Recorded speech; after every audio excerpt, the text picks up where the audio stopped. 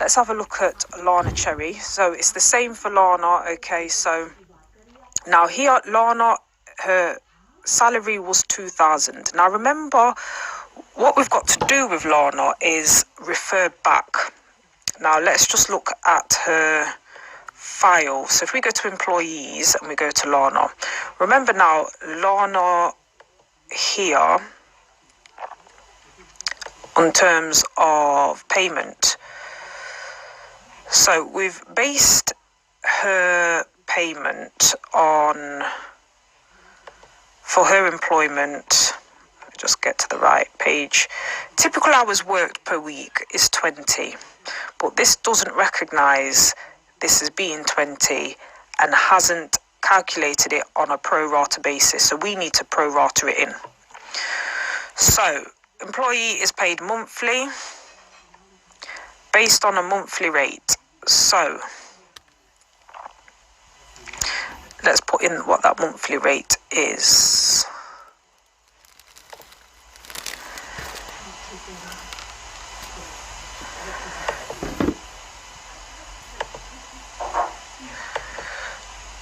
If it's a monthly rate,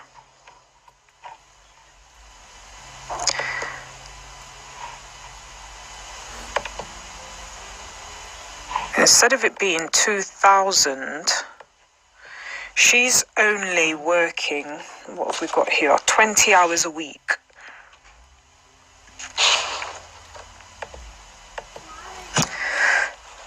So there's different ways we can figure this one out. And let's pull up a calculator to look at this. Key thing is consistency, okay? Now, if someone is, let's put that in here. If we've given her an annual salary, let's have a look. Her annual salary is 24,000 annual.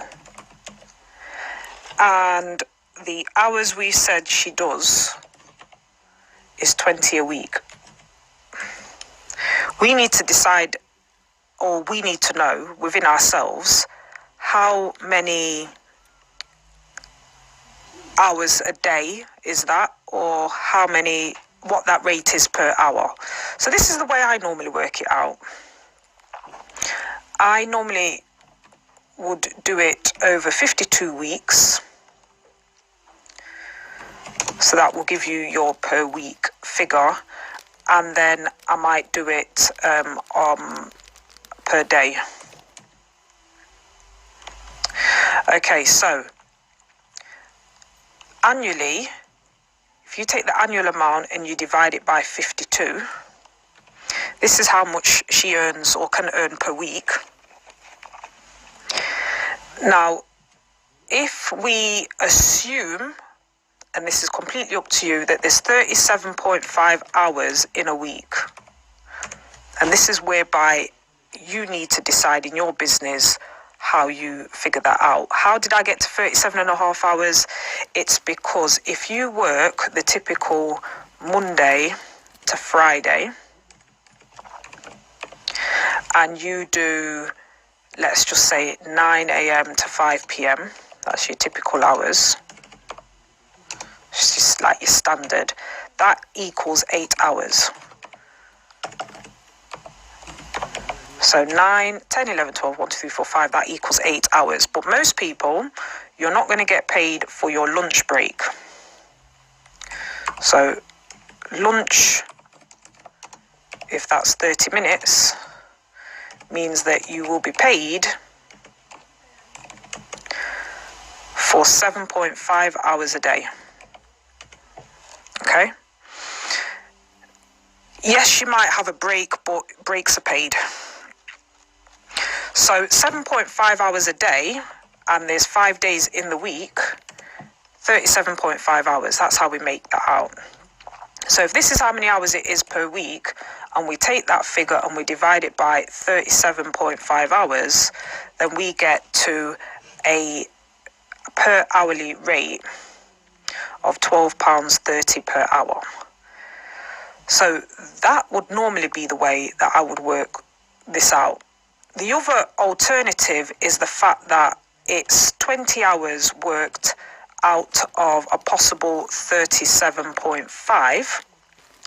So when you do that calculation and you put equals 20 divided by 37.5, it means that they are working 0.533. If you then times your annual rate by the fraction of the hours that you work, this then becomes your annual salary. So I might go with the annual salary of £12,800. So in Bright Pay, per month, that because that's annualized per month, 12,800 divided by 12 means it's 1066.667 per month. So 1066.67 is what I'm putting in. That's their monthly pay. Now, there might be some deductions.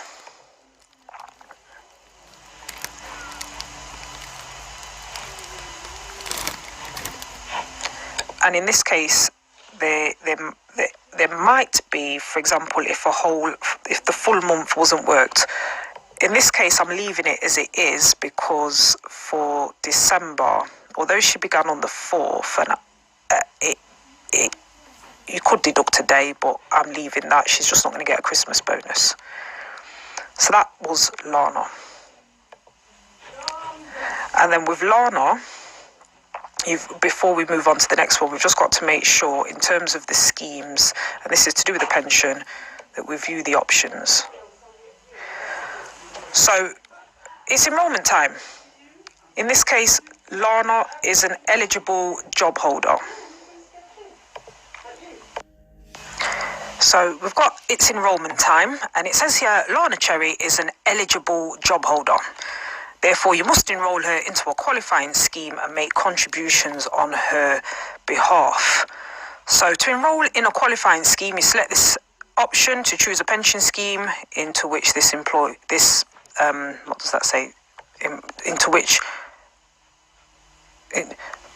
this option to choose a pension scheme in which to enrol this employee. That was the case. We put in the enrolment date. So Lana began with us on the 4th of December, so right from the beginning.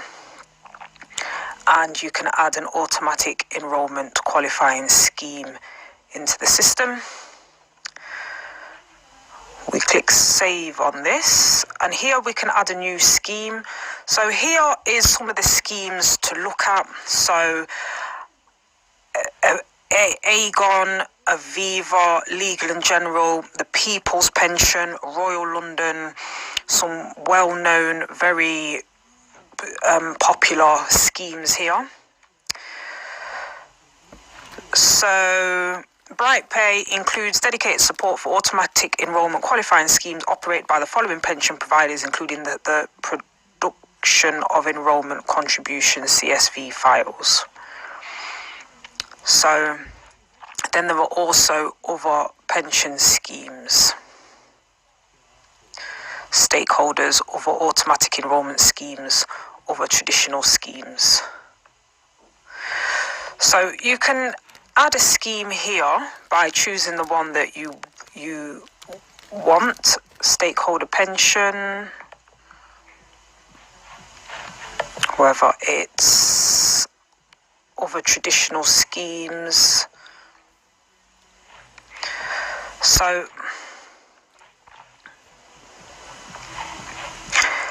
let's say it's Nest, because that's quite a popular one. I know that that's the one that I'm certainly familiar with. There's a few other fields that you have to fill in as a result. So for example, name of the scheme,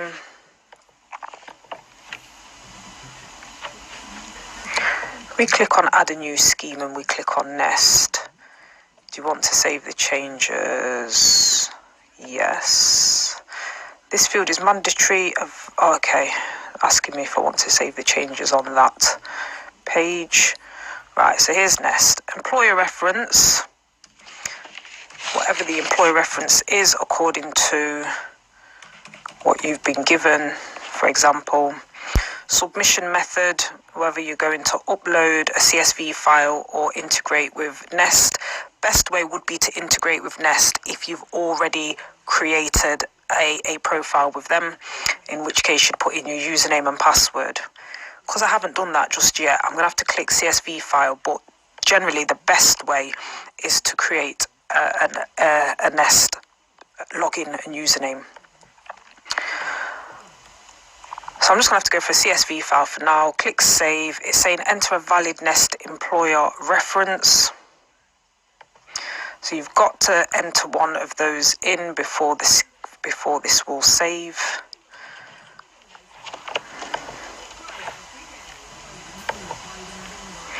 Group name. Enter the details exactly as you set them up with your pension provider. Some details may be required to match precisely, including upper and lower casing, in order for BrightPay to be able to produce accurate and valid files for submission. So just for group name, I'm just going to put total photo. Contribution type, I will use the phased minimum contribution rates. That's just because we're just going by the legal minimum requirement. So it's 1%, 2%, and then 3%, and this goes 1%, 3%, and 5%. There are people out there that, for employers, that will automatically just make the contributions 3% immediately. Some will actually pay more. They might pay 5% as a benefit. Completely up to you, but I'm just going to use the phased minimum contributions. Earnings basis is on the standard qualifying earnings, and this is the lower band, that's the upper band that's already been set for you, and I just click save. Okay, so now we go back to our payroll. We were doing Lana. Let's view these options then. So now that we've set up Nest, we can enroll her into a qualifying scheme, and the scheme is called Nest. The total photo one, tax relief at source. Employee contribution is deducted after taking tax and national insurance. The pension provider adds tax relief to the pension pot at the basic rate. The amount on the payslip is the contribution only, not including tax relief. Click continue. And then we can create an enrolment letter. We can create the PDF for that. And we can also email that across. So this letter says that she's been automatically enrolled and what to do. She doesn't want to join this scheme and to opt out, etc., etc. And then you can send that email. So this is really good because these things have already been done for you. Mark that as done for this employee. And we can then cancel that page or close this page. So employer and employee at the moment contributions are at 1%.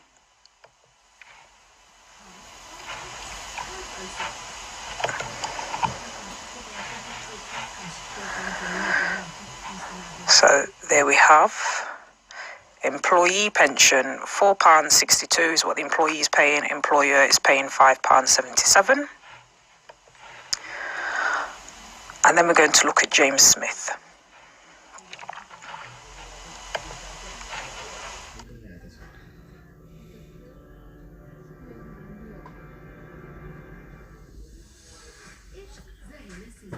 Tomorrow 8 PM DST. हम और आप हर पल साथ दीवारें शव